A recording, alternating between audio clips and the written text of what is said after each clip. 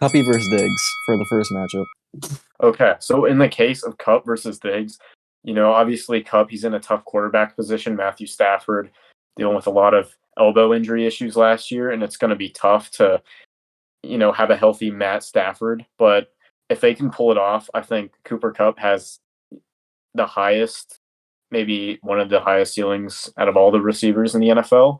And then you look at Diggs, and he had great production last year, probably his best fantasy year of all time so far into his career. And you had him on lock with Josh Allen.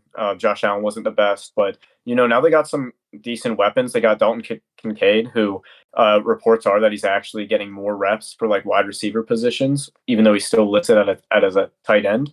So I think already like Diggs is more of that, get your receptions and less of like those home run plays, even though he did make a few. But I think Cooper Kupp is just a guy who, if you have a quarterback that's, somewhat alive back there throwing him balls, like he's going to make things happen. But the problem is, will the Rams be able to maintain that quarterback position? Anyway, Cup played in 9 games last year, and it looked like he was basically the same as he always was, with the exception of the injury. Cup played in 9 games last year, and he looked good before he got hurt. And Stafford was, even with the arm thing, he was still okay, so he's serviceable. I still think Cup has the same ceiling that he always has. In terms of him versus Diggs, Diggs obviously has monstrous upside when he is like productive.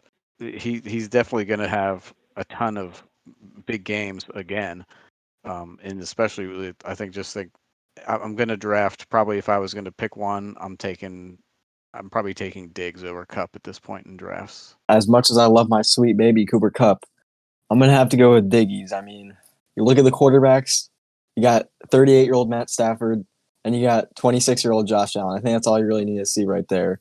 Josh Allen, he's nice and young. We like him young. Stafford, he's old. He can barely move around in the pocket anymore. His arm is shot. He's coming off elbow surgery. It's not looking too good for the Rams, and they're going to suck. So Cooper Kupp also, what is he, 31, 32 now? Also coming off of a serious injury. Diggs, still on the right side of 30, so still should have a lot left in the tank for him. So yeah, I'm going Diggs.